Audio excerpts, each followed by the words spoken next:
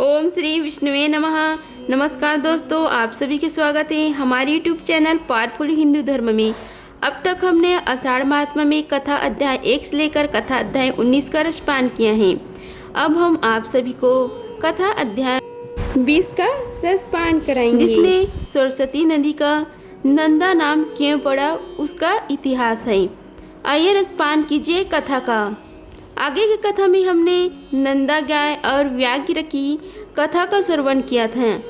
इससे आगे की कथा हम इस अध्याय में आप सभी को श्रवण कराएंगे।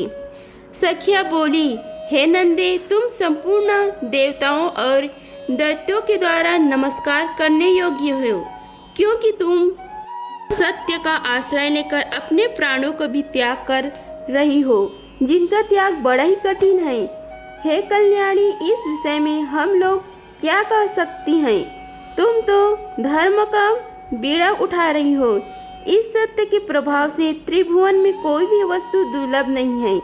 इस महान त्याग से हम लोग यही समझती हैं कि तुम्हारा अपने पुत्र के साथ वियोग नहीं होगा। जिस नारी का चित कल्याण मार्ग में लगा हुआ है, उस पर कभी आपत्ति नहीं आती। पुलस्त जी कहते हैं कि तदंतर गोपियों से मिलकर तथा समस्त गौ समुदाय की परिक्रमा करके वहाँ के देवताओं और वृक्षों से विदा ले नंदा वहाँ से चल पड़ी। उसने पृथ्वी, वरुण, अग्नि, वायु, चंद्रमा, 200 दिक्पाल, वन के वृक्ष, आकाश के नक्षत्र तथा ग्रह, इन सबको बारंबार प्रणाम करके कहा, इस वन में जो सिद्ध और वन देवता निवास करते हैं, वे वन में चरते हुए मेरे पुत्र की रक्षा करें। इस सब प्रकार पुत्र के स्नेहवश बहुत सी बातें कहकर नंदा वहाँ से प्रस्थित हुई और उस स्थान पर पहुँची जहाँ वह तीखी दहाड़ों और भयंकर आकृति वाला मांसा भक्षी बाघ मुंह बनाए बैठा था। उसके पहुँचने के साथ ही उसका बछड़ा भी अपनी पूंछ ऊपर करके उठाए अत्यंत वेग से दौड़ता हुआ वहां आ गया और अपनी माता और व्याघ्र दोनों के आगे खड़ा हो गया। पुत्र को आया देख तथा सामने खड़े हुए मृत्यु रूप बाघ को देख दृष्टि डालकर उस गौए ने कहा, मृगराज, मैं सत्य धर्म का पालन करती हुई तुम्हारे पास आ गई हूँ। अब मेरे माँ से तुम इच्छा अनुसार अपनी तृप्ति करो। व्याघ्र बोला, हे गाय, तुम बड़ी सत्यवादिनी निकली। हे कल्याणी, तुम्हारा स्वागत है। सत्य का आश्रय लेने वाले प्राणियों का कभी कोई अमंगल नहीं होता। तुमने लौटने के लिए जो पहले सत्य पूर्वक शपथ की थी, उसे सुनकर मुझे बड़ा कौतूहल हुआ था कि यह जाकर फिर कैसे लौटेगी। तुम्हारे सत्य की परीक्षा के लिए ही मैंने पुनः तुम्हें भेज दिया था, अन्यथा मेरे पास आकर तुम जीती जागती कैसे लौट सकती थी। मेरा यह कौतूहल पूरा हुआ। मैं तुम्हारे भीतर सत्य खोज रहा था, वह मुझे मिल गया। इस सत्य के प्रभाव से मैंने तुम्हें छोड़ दिया। आज से तुम मेरी बहन हुई और यह तुम्हारा पुत्र मेरा भांजा हो गया। हे सुबह, तुमने अपने आचरण से मुझ महान पापी को यह उपदेश दिया है कि सत्य पर ही संपूर्ण लोग प्रतिष्ठित हैं। सत्य के ही आधार पर धर्म टिका हुआ है।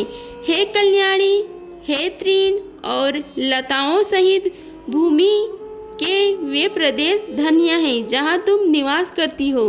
जो तुम्हारा दूध पीते हैं वे धन्य हैं। हे कित्रार्थ, उन्होंने ही पुण्य किया है और उन्होंने ही जन्म का फल पाया है। देवताओं ने मेरे सामने यह आदर्श रखा है। हे गाओ, मैं ऐसा सत्य है, यह देखकर अब मुझे अपने जीवन से अरुचि हो गई है। अब मैं वह कर्म करूँगा जिसके द्वारा पाप से छुटकारा पा जाऊँ। अब तक मैंने हजारों जीवों को मारा और खाया है। मैं महान पापी, दुराचारी, निर्दयी और हत्यारा हूँ। पता नहीं ऐसा दारुण कर्म करके मुझे किन लोकों में जाना पड़ेगा। हे बहन, इस समय मुझे अपने पापों से शुद्ध होने के लिए जैसी तपस्या करनी चाहिए उसे संक्षेप में बताओ, क्योंकि अब विस्तार पूर्वक सुनने का समय नहीं है।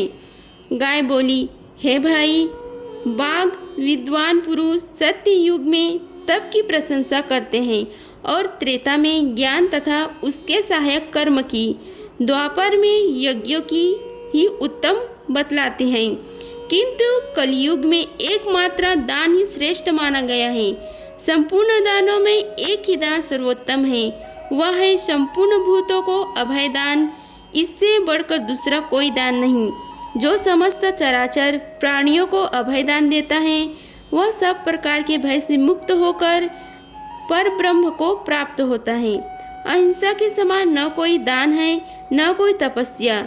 जैसे हाथी के पद चिन्हों अन्य सभी प्राणियों के पद चिन्ह समा जाते हैं, उसी प्रकार अहिंसा के द्वारा सभी धर्म प्राप्त हो जाते हैं। योग एक ऐसा वृक्ष है जिसकी छाया तीनों तपों का विनाश करने वाली है। धर्म और ज्ञान उस वृक्ष के फूल हैं, स्वर्ग तथा मोक्ष उसके फल हैं, जो आध्यात्मिक, अधिवैदिक और अधिभौतिक इन तीनों प्रकार के दुखों से संताप है। वे इस योग वृक्ष की छाया का आश्रय लेते हैं। वहां जाने से उन्हें उत्तम शांति प्राप्त होती है, जिससे फिर कभी दुखों के द्वारा वे बाधित नहीं होते। यही परम कल्याण का साधन है जिसे मैंने संक्षेप से बताया। तुम्हें ये सभी बातें ज्ञात हैं, केवल मुझसे पूछ रहे हो। व्याघ्र ने कहा, पूर्व काल में मैं एक राजा था, किंतु एक मृग के श्राप से मुझे बाघ का शरीर धारण करना पड़ा। तब से निरंतर प्राणियों का वध करते रहने के कारण मुझे सारी बातें भूल गई थी। इस समय तुम्हारे संपर्क और उपदेश से फिर उनका स्मरण हो आया है। तुम्हें अपने इस सत्य के प्रभाव से उत्तम गति को प्राप्त होगी। अब मैं तुमसे एक प्रश्न और पूछता हूँ। मेरे सौभाग्य से तुमने आकर मुझे धर्म का स्वरूप बताया, जो सत्य पुरुषों के मार्ग में प्रतिष्ठित है। हे कल्याणी, तुम्हारा नाम क्या है? नंदा बोली, मेरे पृथु के स्वामी का नाम नंदा है, उन्होंने ही मेरा नाम नंदा रख दिया है। पुलस्त जी कहते हैं कि नंदा का नाम कान में पड़ते ही राजा प्रभंजन श्राप से मुक्त हो गए। उन्होंने पुनः बल और रूप से संपन्न राजा का शरीर प्राप्त कर लिया। इसी समय सत्य भाषण करने वाली यशस्वनी नंदा का दर्शन करने के लिए साक्षात धर्म वहां आए और इस प्रकार बोले, हे नंदे, मैं धर्म हूँ। तुम्हारी सत्यवाणी से अक्तिष्ट होकर मैं यहाँ आया हूँ। तुम मुझसे कोई श्रेष्ठ वर मांग लो। धर्म के ऐसे कहने पर नंदा ने यह वर मांगा, हे धर्मराज, आपकी कृपा से मैं पुत्र सहित उत्तम पद को प्राप्त हूँ तथा यह स्थान मुनियों को धर्म प्रदान करने वाला शुभ तीर्थ बन जाए। हे देवेश्वर, यह सरस्वती नदी आज से मेरी ही नाम से प्रसिद्ध हो, इसका नाम नंदा पड़ जाए। अपने वर मांगने को कहा, इसलिए मैंने यही वर मांगा। देवी नंदा तत्काल ही सत्यवादियों के उत्तम लोकों में चली गई। राजा प्रभजन अपने पूर्ण परिचित राज्यों पा लिया। नंदा सरस्वती नदी के तट से स्वर्ग को गई थी तथा उसने धर्मराज से इस आशय का वरदान भी मांगा था। इसलिए विद्वानों ने वहाँ सरस्वती का नाम नंदा रख दिया। जो मनुष्य वहाँ आते हैं समय सरस्वती के नाम का उच्चारण कर लेता है, वह जीवन भर सुख पाता है और मृत्यु के पश्चात देवता होता है। स्नान और जलपान करने से सरस्वती नदी के मनुष्यों के लिए स्वर्ग की सीढ़ी बन जाती है। अष्टमी के दिन जो लोग एकाग्रचित होकर सरस्वती नदी में स्नान करते हैं, वे मृत्यु के बाद स्वर्ग में पहुंचकर सुख भोगते हुए आनंदित होते हैं। सरस्वती नदी सदा ही स्त्रियों की सौभाग्य प्रदान करने वाली है। तृतीयों को यदि उसका सेवन किया जाए तो वह विशेष सौभाग्य दायिनी होती है। उस दिन उसके दर्शन से मनुष्य को पाप राशि से छुटकारा मिल जाता है। जो पुरुष उसके जल का स्पर्श करते हैं उन्हें भी मुनीश्वर समझना चाहिए। वहाँ चांदी दान करने से मनुष्य रूपवान होता है। ब्रह्म की पुत्री यह सरस्वती नदी परम पावन और पूर्ण सलीला है। यही नंदा नाम से प्रसिद्ध है।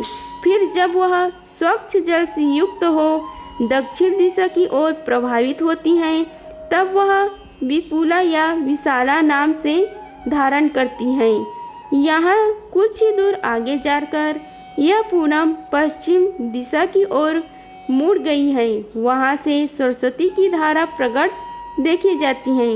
उसके तट पर अत्यंत मनोहर तीर्थ और देव मंदिर हैं, जो मुनियों और सिद्ध पुरुषों द्वारा भली भांति सेवित है।